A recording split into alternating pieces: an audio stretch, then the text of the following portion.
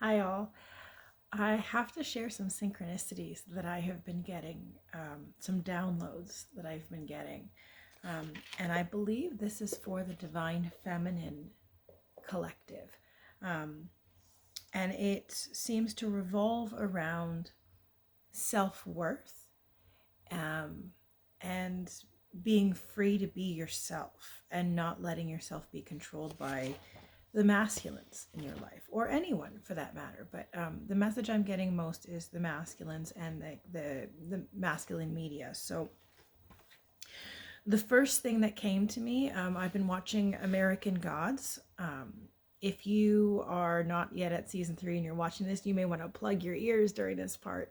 But in season 3, there is a character, a goddess, a beautiful goddess who had been shown as a sex goddess of taking her sexuality, taking that her worship from her worshippers through sex and absorbing them into her. Okay, and she's been doing that as like taking her energy from these other people.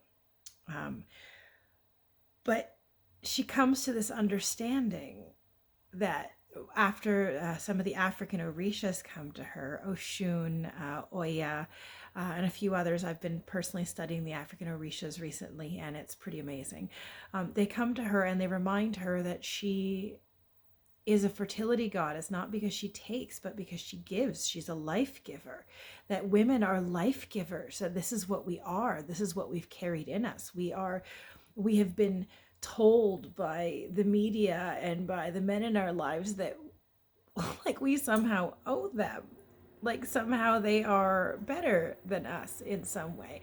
We are the life givers. We make the next generation of humans in our bodies. They might provide the seed, but they are nothing more than, in that context, a way to help us further that giving of life. But we create that. We are the life givers, and we often forget that. And so too did this goddess forgot that her power as a fertility goddess was not in those worshiping her as being this amazing fantasy. Let me give you the quote so you can understand the context. She says, "They locked me in a room for a couple of days, but I realized I'd been locked away for thousands of years. I'd come to believe that what others believed of me was me, that I was the exotic fantasy in the minds of others. They create a story for us and teach us to see ourselves through a veil. Take off the veil."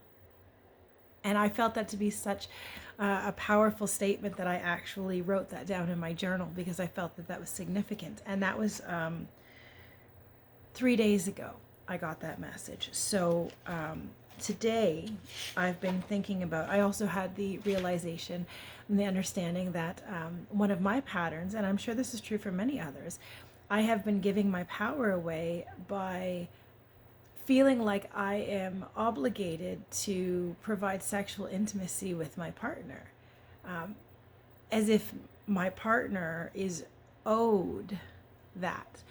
And society has told our men this, and they've told us this, and I've seen this many times in many people's relationships where they talk about the masculine feels that if the feminine is not providing sexual intimacy, that she's insert string of condescending, hurtful words, that somehow she owes him access to her body because she's in a relationship with him.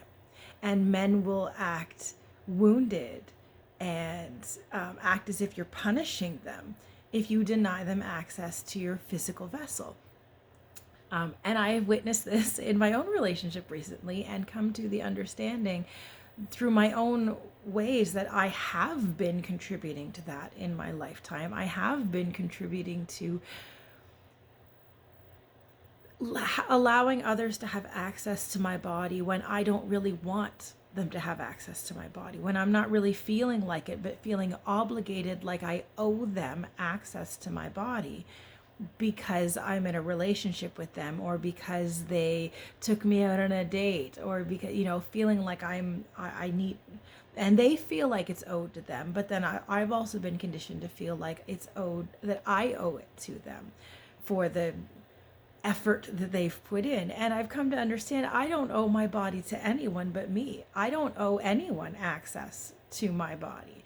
And it does not matter if I'm in a relationship with them. I don't owe them access to my body. My body is mine, and I get to decide who touches it and when and if they get to touch it. And not because I feel bad for them, because I'm no longer following that archetype where I allow others to have access to my body because I feel bad for them. No, I will give you access to my body when I am interested in giving you access to my body. And it's not because I feel bad for you because you have complained about not having access to me. So I've come to this understanding that my energy, whether it's my physical vessel or my time and my attention, is mine to give. And I don't owe that to anyone, my partner or anyone else. That is mine to give when and if I choose to give it, not because someone is owed my time, attention, or physical vessel. And then, as if that was the topping on the cake that was yesterday's awareness. So over the last 3 days, we've been going through this. Now today, on the third day, out of nowhere, the song "You Don't Own Me" by Leslie Gore popped in my head, specifically the part from The First Wives Club, if anyone's familiar with that amazing movie with Bette Midler and I can think of her name, but I can think of her face, but I can't think of her name. Anyway, it doesn't matter. Where they sing this version of it, but then I was called to, it came to my head and I started humming it and singing it. And then I looked up the lyrics for it, and it is absolutely in line with these lessons that are coming for the divine feminines. In that same thing, again, you don't owe your body to anyone because they date you or because they're married to you. You don't owe anyone access to your body if you don't want to give it. So that's the message. And then there's another message of "you don't own me." So here's the lyrics, okay, just so you can get this. You don't own me. I'm not just one of your many toys. You don't own me. Don't say I can't go with other boys. And don't tell me what to do. And don't tell me what to say. And when I go out with you, don't put me on display. You don't own me. Don't try to change me in any way. You don't own me. Don't tie me down, because I'll never stay. I don't tell you what to say. I don't tell you what to do. So just let me be myself. That's all I ask of you. I'm young, and I love to be young. I'm free, and I love to be free, to live my life the way that I want, to say and do whatever I please. And don't tell me what to do, and don't tell me what to say. And when I go out with you, don't put me on display. I don't tell you what to do, and I don't tell you what to say. Just let me be myself. That's all I ask of you. I'm young, and I love to be young. I'm free, and I love to be free. And I mean, that is the absolute message right now coming to the divine feminines, is understanding of, they put you into a box. They told you that you had to be sexy, so you felt the need to be that. They told you you had to be pretty, so you felt the need to be that. You have all these self-worth and self-confidence issues because they tried to tell you who you are. And they fed you the line and told you of who you are. And you believed it because of course you did. That's all you knew. But now we're learning better. We are not what other people told us that we are. We are who we are. We don't owe our time and attention or our bodies to anyone for any reason. They are ours, and we get to decide who touches them, when and where, and if they get to touch them again. They do not own you. Don't let them tell you what to say. Don't let them tell you what to do. Don't let them put you on display. You don't need to tell them what to do, but they don't need to be telling you what to do. You are who you are, and you need someone who accepts you for who you are, lets you be yourself. And if you are not with that person, maybe you should start asking yourself a little more why.